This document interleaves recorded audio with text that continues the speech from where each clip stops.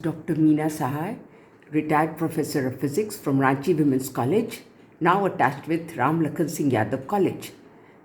This is a lecture for physics honors students of semester 6, statistical mechanics. Now, today we will talk about Gibbs paradox. We have seen entropy S of a perfect gas. S is equal to nk log 2 pi mkt by h squared to the power of 3 by 2 into v by n plus 5 by 2 nk, and this is my equation number 1. Now let us take two systems denoted by indices A and B, and both of them at the same temperature, that दोनों का temperature एक है, TA is equal to TB is equal to T. If the particles in the two systems are different, then the entropy of the joint system AB will be, using this equation 1, SAB is equal to SA plus SB, NAK log VA plus 3 by 2 log T plus C plus NBK log VB plus 3 by 2 log T plus C, and this is my equation number 2, where हम लोग अब ये एक constant C introduce कर रहे हैं. This constant term includes the constant factors K, M, जो कि ये equation आपका 1 में था. तो this C is taking into account all those constants. Now if the particles in the two systems are the same, दोनों particle identical हैं, and for convenience let us take VA is equal to VB is equal to V and NA is equal to NB is equal to N. We have to consider 3N particles in a volume 2V. तो combined का क्या हो जाएगा? SAB is twice NK log 2V plus 3 by 2 log T plus C is equal to twice nk log V plus 3 by 2 plus C plus twice n plus 2 nk log C. SAB is equal to SA plus SB plus 2 nk log 2. This is my equation 2, which shows that by joining 2 moles of 2 different gases by removing a partition between them, entropy of the joint system increases by an additional factor 2nk log 2, which cannot be accounted for. मतलब जब हम दोनों system को join कर दिए और उसकी combine entropy SAB को लिए, तो एक यहाँ पर एक्स्ट्रा टर्म 2nk log 2 आया, which cannot be accounted for, and this is called the Gibbs paradox. This anomaly, ये जो anomaly आ रहा है, SAB तो additive property, SA plus SB, पर ये क्या term है? ये this is called the Gibbs paradox. अब इसको हम लोग कैसे explain करते हैं? So Gibbs paradox को explain करने के लिए let us take mixing of two gases. I have got 1 mole of A and 1 mole of B particle in a volume V, दोनों का VV volume है. Explanation quite simple है.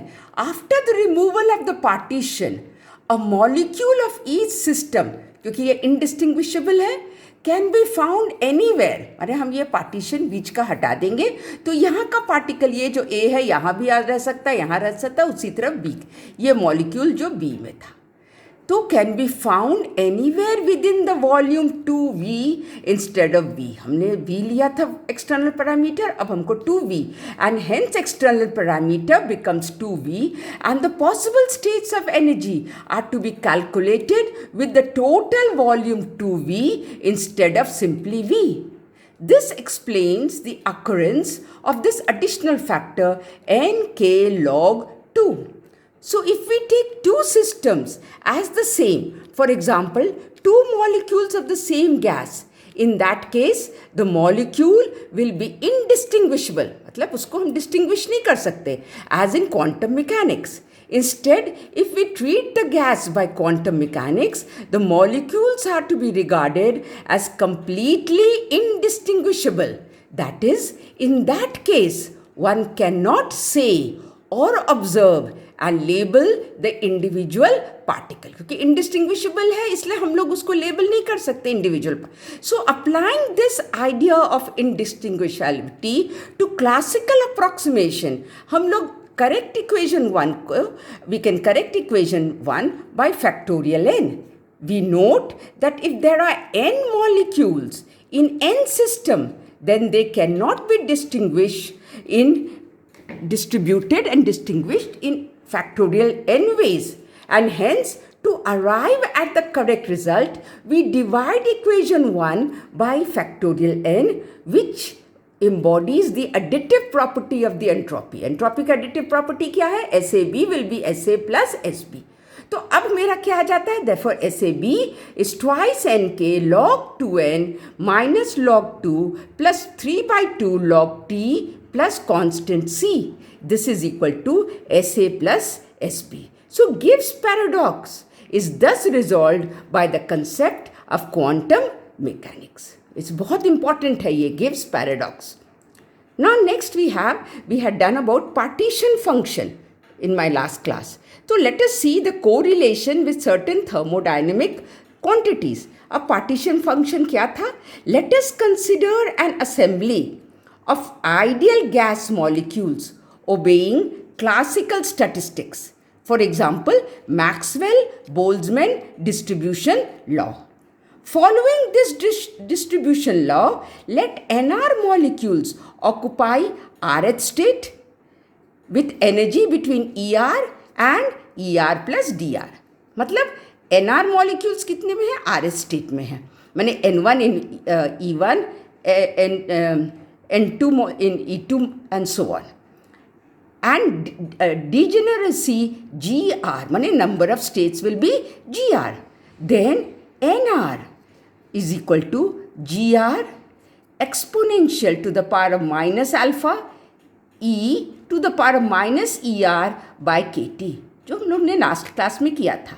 तो this is equal to Gr a e to the power of minus beta into Er. Let this be equation number 1, where a क्या हो गया? ये e to the power of minus alpha के बदले में a डाले और beta is equal to 1 by kt. Now, so that we have the total number of molecules in the assembly, क्या हो जाएगा? Summation हो जाएगा. n is equal to summation r nr is equal to a summation gr e to the power of minus, माने exponential to the power of minus ber. अब therefore this becomes a को इधर ले आए, n by a is equal to summation r gr e to the power of minus beta er is equal to z. ये हम लोग ने किया था. This is my partition function and this is my equation number 2. Z Boltzmann partition function, या इसको हम लोग सिंपली पार्टीशन फंक्शन बोलते हैं. The term summation R G R E to the power of minus beta E R, ये क्या represent करता है? The sum of all the gr e to the power of minus beta er terms for every energy state of the given molecule. माने उस molecule में जितना different energy states है उसका summation उसको represent करता है. So z क्या कहेगा? This partition function क्या indicate करता है? It indicates, gives a very important thing कि how the gas molecules of an assembly, माने कलेक्शन जो होता है, आर डिस्ट्रीब्यूटेड और पार्टीशनड, माने किस तरह से वो डिस्ट्रीब्यूटेड या पार्टीशन हुआ, इसीलिए उसको हम लोग पार्टीशन फंक्शन कहते हैं. That is, hence Z indicates how the gas molecules of an assembly are distributed or partitioned among the various energy levels. Taking the weight gr of an individual level as a unity, then equation 3 क्या बन जाता है? Z is equal to summation e to the power of minus beta er, and this is my equation number 3. Now let us see the correlation of this partition function with certain thermodynamic quantity. पहले with entropy. Entropy बहुत एक important है.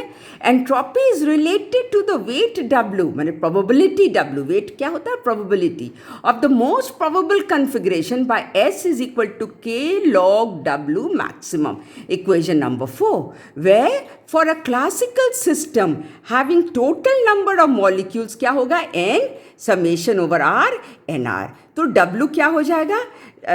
therefore you have this ये जो आपका W है, this W will be equal to factorial n pi माने R GR NR divided by NR factorial.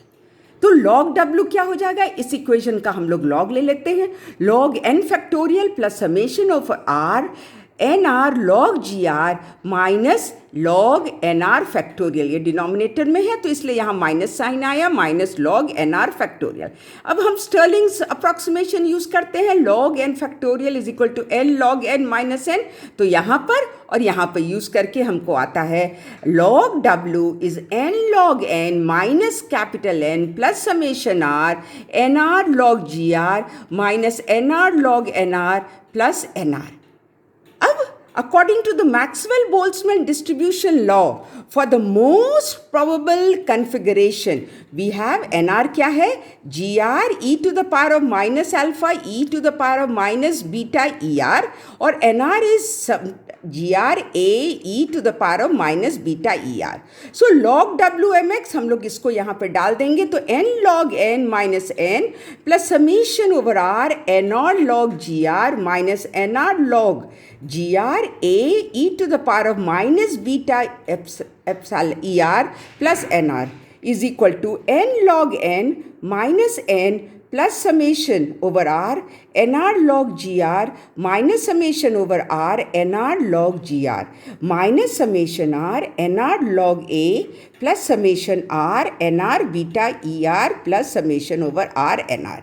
But summation over NR क्या है? N total number of particles. Summation over NR ER क्या है? E total energy of the gas molecules.